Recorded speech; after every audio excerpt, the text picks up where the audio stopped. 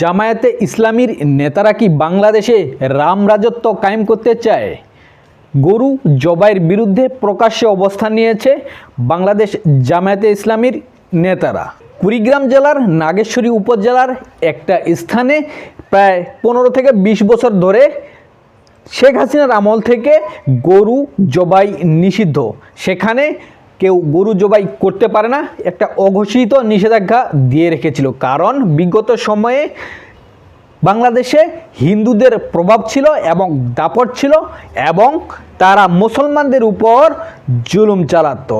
আর এখন যেহেতু স্বৈরাচার হাসিনার পতন ঘটেছে, এখন নতুনভাবে বাংলাদেশ স্বাধীন হয়েছে, মুসলমানরা তাদের অধিকার ফিরে পেতে চলেছে।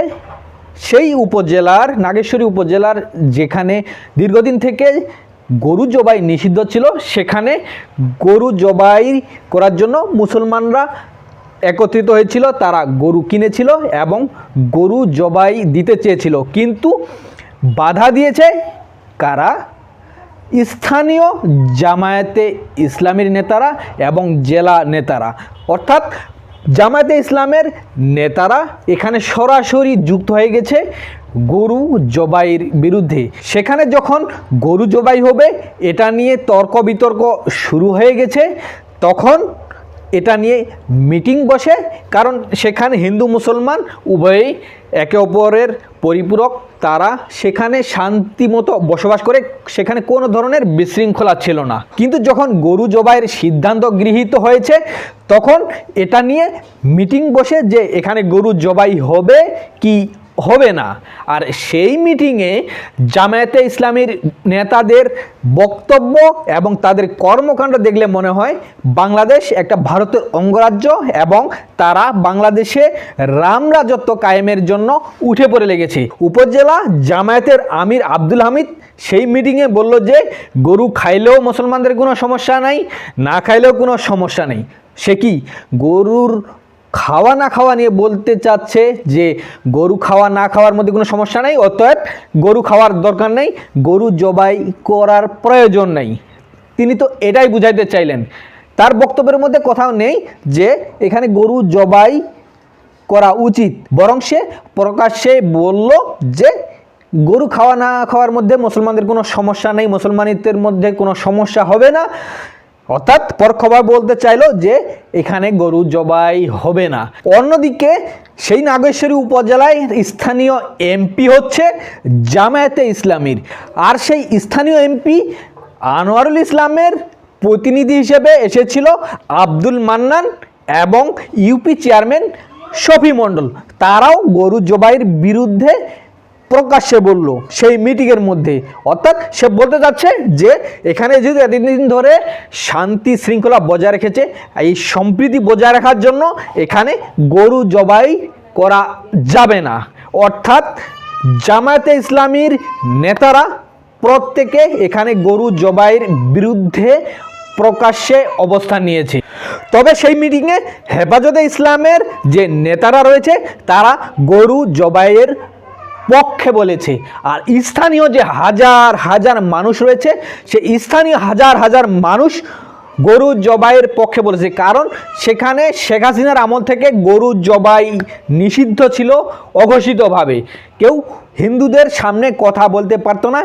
আর এ কারণে দেখা যায় কেউ যদি গরুর গোশত কিনতে চায় তাকে কয়েক কিলোমিটার দূরে, প্রায় 10-15 কিলোমিটার দূর থেকে বাজার থেকে গোশত কিনে আনতে হতো। আর এই বাজারে কোনো ধরনের গরু জবাই করা চলতো না, নিষেধাজ্ঞা ছিল হাসিনার আমল থেকেই। অর্থাৎ হাজার হাজার মানুষ যেখানে গরু জবাইয়ের পক্ষে, সেখানে গুটি কয়েক মানুষ, শুধু মানুষ না, গুটি কয়েক নেতা যারা জামায়াতে ইসলামীর নেতা, জামায়াতে ইসলামের এমপি, উপজেলা জামায়াতের আমির এবং তাদের গুটি কয়েক সাঙ্গপাঙ্গ, তাদের যে স্থানীয় নেতাকর্মী রয়েছে তারাও কিন্তু গরু জবাইয়ের পক্ষে। কিন্তু জামায়াতের নেতারা, এমপি এবং উপজেলা আমির, তারা এটার বিরুদ্ধে। অর্থাৎ তারা সাম্প্রদায়িক সম্প্রীতি রক্ষার জন্য সেখানে গরু জবাই চায় না। কিন্তু ইতিমধ্যে সেখানে ৯৬,০০০ টাকায় একটা গরু কেনা হয়ে গেছে এবং সেখানের মানুষ তাদের দাবি হলো এখানে অবশ্যই এ বাজারে গরু জবাই করতে হবে। হাসিনার আমল থেকে যে নিয়ম নীতি চলে এসেছে সেটা আর চলবে না। বাংলাদেশ একটা স্বাধীন রাষ্ট্র, বাংলাদেশের বেশিরভাগ মানুষ মুসলমান, এটা ভারতের কোনো অঙ্গরাজ্য নয়, অতএব এখানে গরু জবাই করতে হবে। কিন্তু যখন সংখ্যাগরিষ্ঠ মানুষ, হাজার হাজার মানুষ গরু জবাইয়ের পক্ষে বলল, তখন কি করবে? তারা তো এর রায় দিতে পারলো না। এখন কি করতে হবে? তারা এখন সময় ক্ষেপণ করার জন্য 1 সপ্তাহ নিল যে তারা মজলিসে শুরা করে এটার সিদ্ধান্ত নেবে। কিন্তু সিদ্ধান্ত তো সেখানে নেওয়া উচিত, কারণ এখানে প্রত্যেকটা দল মত সাধারণ মানুষ সবাই একত্রিত আছে, সেখানে তো প্রকাশ্যে ঘোষণা দেওয়া উচিত ছিল। তারা এখন এখানে সিদ্ধান্ত না নিয়ে তারা মজলিসে শুরা থেকে নিবে সিদ্ধান্ত। মজলিসে শুরা কি তাদের খেলাফত, যে খেলাফতের কমিটি, তারা এখানে খেলাফত কায়েম করেছে, এখন বলবে যে এখানে গরু জবাই হবে কি না। ভণ্ডামির একটা লিমিট থাকা উচিত। তারা নামে ইসলামের কথা বলে, কিন্তু তারা গরু জবাই চায় না। তারা বাংলাদেশকে ভারতের অঙ্গরাজ্য বানাতে চায়, তারা রাম রাজত্ব কায়েম করতে চায়, তারা গৌর গোবিন্দের উত্তরসূরি।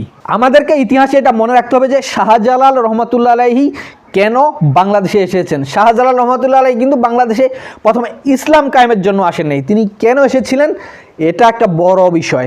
তিনি বাংলাদেশে এসেছিলেন এই গরুর কুরবানির বিরুদ্ধে। গৌর গোবিন্দ ছিল এবং সে কারণে এক মুসলমানকে, একটা শিশু সন্তানকে হত্যা করেছিল এই গৌর গোবিন্দ। তারপরে সেই শিশু সন্তানের পিতা যখন চিঠি লিখেছিলেন, সেই চিঠি পেয়ে শাহজালাল রহমতুল্লাহ আলাইহি সিলেটে এসেছিলেন। অর্থাৎ শাহজালাল রহমতুল্লাহ আলাইহি সিলেটে এসেছিলেন গরু জবাই চালু করতে বা গরু কুরবানির পক্ষে, এবং সেজন্য তিনি জিহাদ করেছিলেন এবং এক পর্যায়ে সেখানে ইসলাম কায়েম করেছিলেন। আর এখন গৌর গোবিন্দের উত্তরসূরি হচ্ছে কারা?